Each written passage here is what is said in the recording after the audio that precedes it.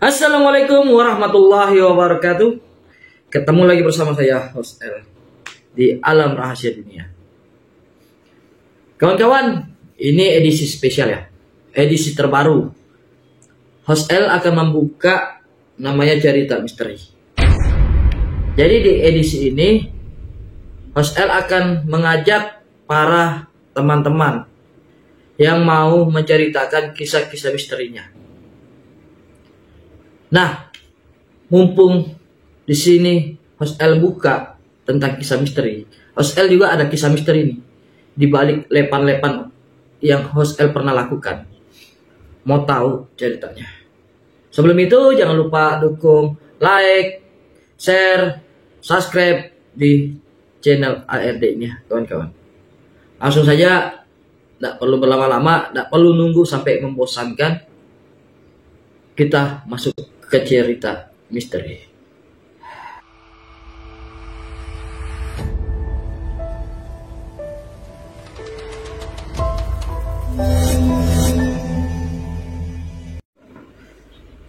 Apakah kalian ingat yang waktu Host L bermain di Facebook di Bumi Perkemahan Amal yang 10 Januari 2023? Pasti kalian ingat.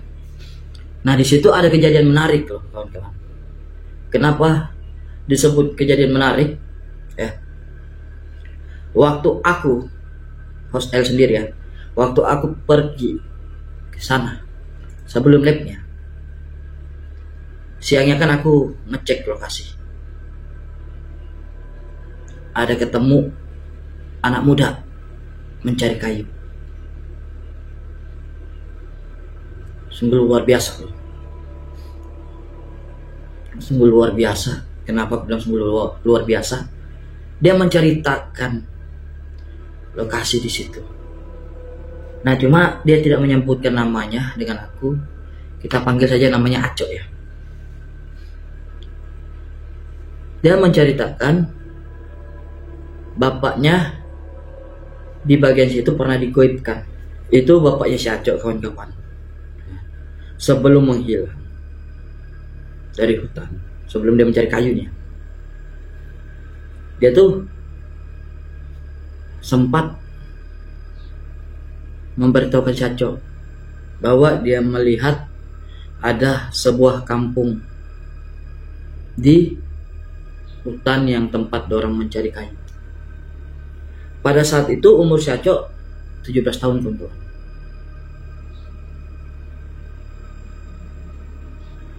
Jadi bapaknya di siang hari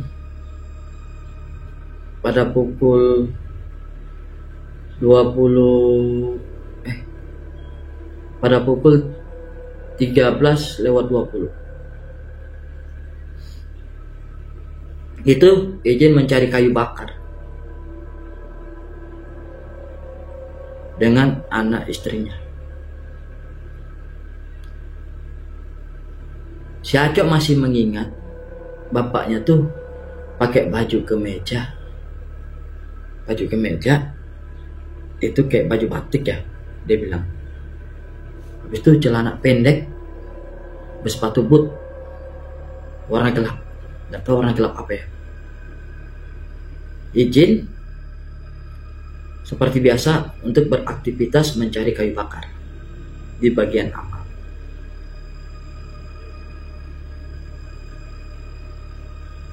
Tapi entah mengapa si Acok beserta mamanya menunggu bapaknya sampai tengah malam tidak pulang.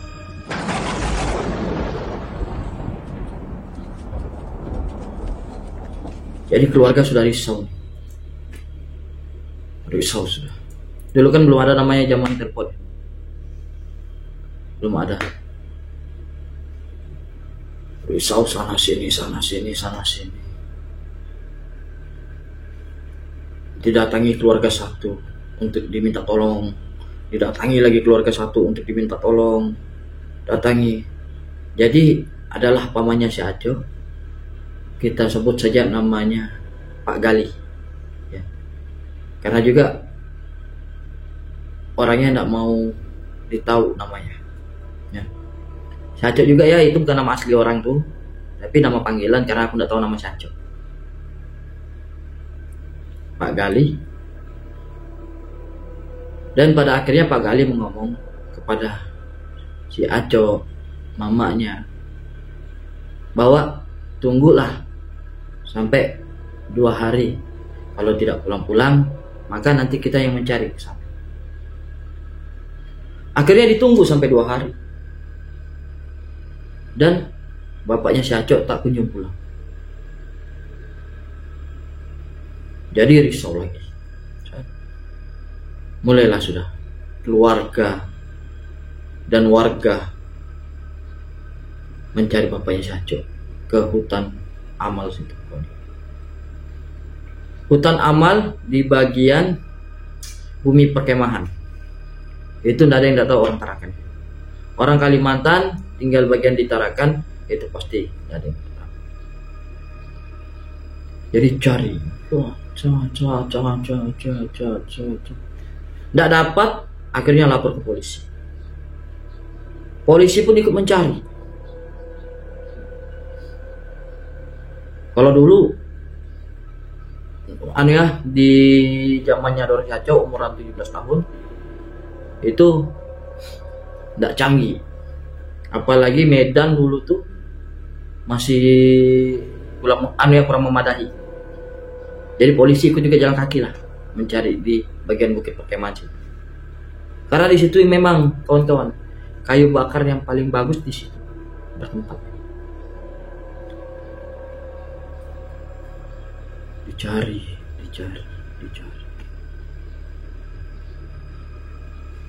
Akhirnya tidak dapat. Loncat cerita 5 tahun kemudian di malam Jumat. Ini ceritanya Sacok ya. Di malam Jumat. Jam-jam 1:01 lewat berapa lah, tengah malam. Itu mamanya Sacok lagi menjahit, tidak tahu menjahit apa. Sacok bilang, cuma bilang lagi menjahit. Tiba-tiba ada suara. Ada suara ketokan kawan-kawan.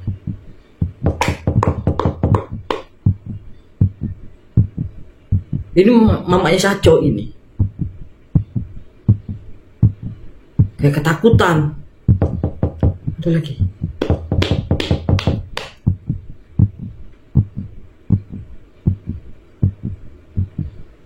Akhirnya dibuka lah pintu.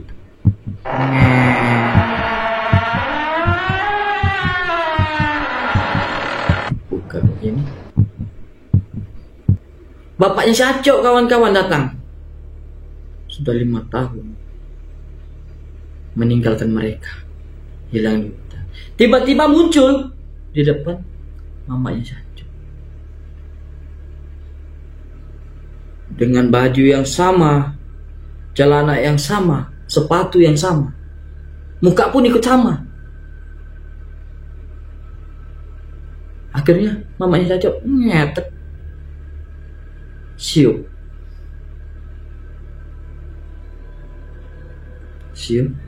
Terkejutlah bapaknya Sacok.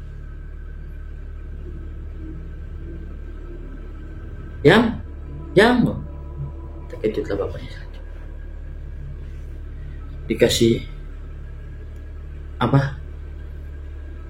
Dikasih bangunlah mamanya Sacok dari pingsannya. Akhirnya ribut, tangis-tangisan. Sangka warga sekitaran rumah Sacok, ada apa di rumah Sacok? Ini si Sacok ini pada saat itu Sacok dibilang lagi nongkrong, karena umurnya 21 tahun sudah ya kawan-kawan. Umur Sacok 21 tahun. Jadi lagi enak-enaknya nongkrong dengan kawan-kawannya. Nah, di zaman umur 21 tahun Sacok itu, di situ zaman HP Titut. HP Nokia. Diteleponlah Sacok dengan keluarganya. Cok, Aco. Jawablah Sacok. Kenapa? Woi, bapakmu ada. Kaget tuh Saco. Selama 5 tahun bapaknya dicari, hilang dari radar, ya, hilang dari muka bumi di hutan situ. Tiba-tiba muncul. Nggak bingung kan kita? Ya, tiba-tiba muncul gitu. Nggak lama ketiduran Saco. Minta antar lah dia dengan kawannya, minta antar pulang untuk memastikan apakah itu bapaknya atau hantu. Begitu sampai ke rumah, ini warganya rame, kerumbun di rumah. Jadi rumah si Aco ini seperti panggung sudah ya, panggung artis dikerumuni warga. Dilihat si Aco, bapaknya nangislah si Aco. Bapak kemana saja? Bapaknya terkejut. Kok anak yang kutinggali umur 17 tahun, ya, masih SMA, kelas 2 SMA, ya, kelas 2 SMA nih, Saco.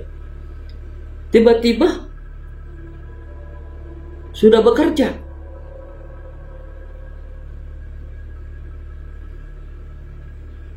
Kagetlah bapaknya. Baru aku tinggal sebentar, berubah sudah jalanan, rumah, dan anakku juga ikut berubah. Bapaknya terkejut dengan keadaan yang seperti itu. Terkejutlah juga orang mendengar.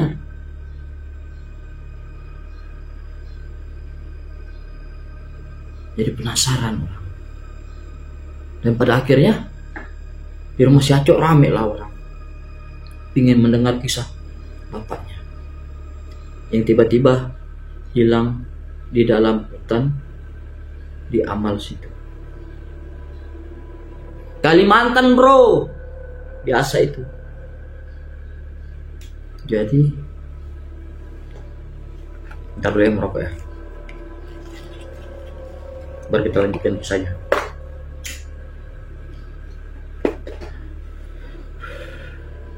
Jadi ramai warga mau mendengar tentang kisah bapaknya Saco.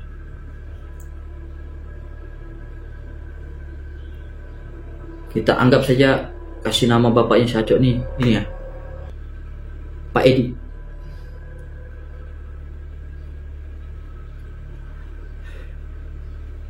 Duduklah warganya sudah berbondong-bondong. Mungkin ada yang beli popcorn, ada yang beli cemil-cemilan, ya, mau mendengarkan kisah pengalaman Bapak Saco di dalam hutan selama 5 tahun.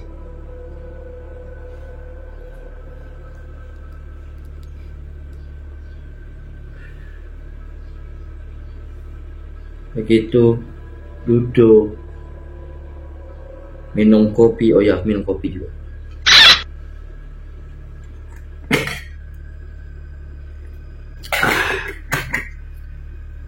Duduklah minum kopi. Mamanya Saco nih sudah bangun ya kawan-kawan ya.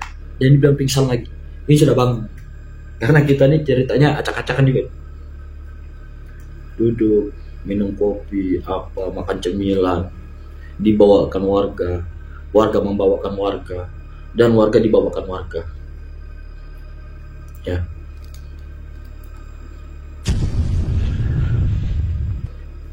Bapak Saco mulai cerita.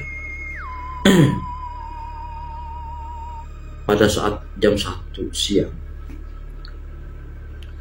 dia itu masuk hutan yang di tempat host Angga lewat. Masuk hutan Bukit Perkemahan, itu masih hutan ya kawan-kawan. Tiba-tiba dia lihat perkampungan. Nggak gila kan tuh coy? Perkampungan di tengah hutan.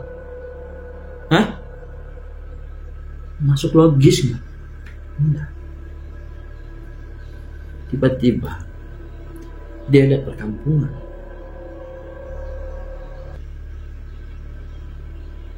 Dilihatnya di situ ibu-ibu nampi beras, anak-anak berlarian, ada orang naik motor.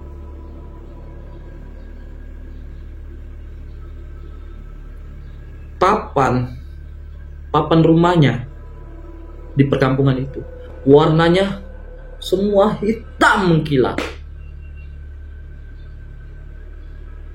Jadi bapaknya Satyo, Pak Edi ini malu-malu lah dari perkampungan situ. Tapi dilihatnya kayu bakar tuh besar-besar di situ. Izinlah dia, bisakah Bu, saya minta Pak kayu-kayu bakar di sini untuk saya jual. Diizinkanlah dia. Kumpulkannya lah. Sampai banyak nih, sampai segini kayak bakar tuh. Dikatinya lah dengan senang hati. Karena besar-besar kayu bakarnya, cantik-cantik dibilang, sudah kering. Tidak perlu lagi dia mengaringi.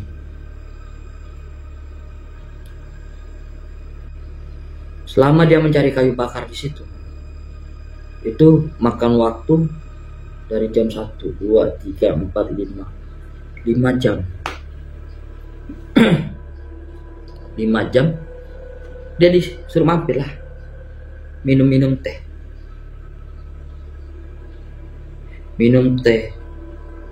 ngopi-ngopi, ya, makan, disajikan dia di situ. Dia ini bercerita ya, dia lihat orang di situ ramah-ramah kepada dia. Jadi dia singgah ngobrol dengan bapak-bapak di situ ya. Ramah semua orang di situ. Dan sampailah dia ngobrol kemalaman, jam 10 malam. Disuruhlah dia, tidur di sini Pak. Enggak Bu, enggak Pak. Bapaknya Satyo ngomong, Pak Edi, aku kasihan anak istriku tinggal di rumah. Pertama dia enggak sebutkan ciri-ciri orang yang dia jumpa itu, dia belum sebutkan, ya kan? Jadi begitu dia mau keluar dari kampung itu, dia melihat anak muda, ya kan? Anak muda mungkin penjaga malam di situ, keliling-keliling situ. Ditanyalah dia, Bapak dari mana? Dikasih taunya lah tempatnya, alamatnya, ya kan? Berbicaralah lagi sambil pikir dengan anak muda itu. Dan akhirnya sampailah 1 jam dia berbicara. Dia lupa bahwa dia mau pulang. Dia izinlah dengan anak muda. Maksudnya dia ingat anak istrinya di rumah. Dia izinlah dengan anak muda itu. Dek, mohon maaf Dek, aku mau pulang nih karena anak istriku kasihan di rumah menunggu. Jadi anak muda tuh ramah, ya Pak, hati-hati. Nah, jadi perjalanan dari Amal ke rumahnya itu memakan waktu 2 jam, kawan-kawan.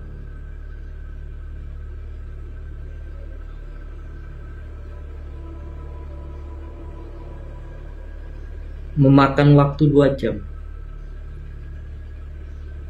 Padahal si bapaknya si Aco ini ya, Pak Edi, merasa di kampung dia cuma dari jam 1, 2, 3, 4, 5, 6, 7, 8, 9, 10. Iya kan? Cuma 10 jam. 11 jam. Cuma 11 jam. Sampai jam 11 malam. Jam 12 dia jalan kaki keluar dari kampung itu, sudah keluar dari hutan. Jam 1 sampai ke rumah. Makanya begitu dia keluar dari hutan itu, dia kaget. Hutan yang jalan setapak, melebar. Yang dibilang aspal yang dibilang ini ya untuk jalanan mobil itu dulu kecil dia. Ini malah luas. Kagetlah dia. Begitu sampai di rumah kok rame. Yang dulu agak sepi tempatnya, rame, banyak rumah. Dibilangnya dalam hatinya bapak si Acoknya, aku baru tinggal berapa jam sudah secepat ini perkembangan di Tarakan. Bapak si Acok juga sambil berpikir nih, sambil jalan ke rumah. Dia merasa aneh dengan dunia yang dia lihat. Makanya bapaknya si Acok tuh memastikan bahwa betul nggak yang dia pijak nih di dunianya. Sampailah depan rumah pada pukul 01. Kita kembali lagi tadi 01 lewat tengah malam. Makanya dia ketuk rumahnya. Tiba-tiba yang buka istrinya. Siaplah ditemu istrinya.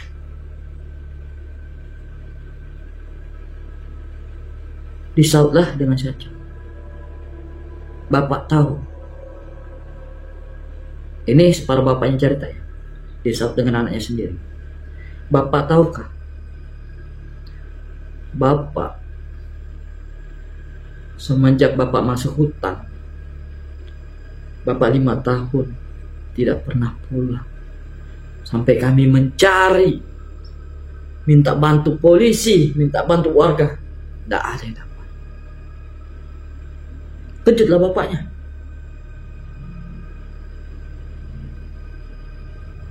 Dan jelas-jelas warga, polisi, dan aku sebagai anak bapak di hutan itu tidak pernah kami lihat namanya perkampungan. Jadi sudah jelas berapa orang sudah pernah melihat perkampungan di hutan amal. Makanya waktu Host L bermain solo di hutan amal situ, itu sudah disuruh hati-hati dengan si Acok. Karena takutnya kejadian sama. Tapi alhamdulillah Host L bermain dengan selamat, pulang dengan selamat. Nah, itulah kejadian aneh yang diceritakan si Acok pada saat ketemu Host L di Bukit Perkemahan Amal. Waktu Host L cek lokasi sendirian di siang hari. Jangan lupa kalian like, bagikan, dan subscribe ya kawan-kawan, untuk mendukung channel saya. Insya Allah di kedepan harinya, kalau ada kalian kawan-kawan yang mau menjadi moderator atau menceritakan kisah-kisah horor kalian, langsung saja hubungi WA dan Telegram, Facebook ada di bawah sini.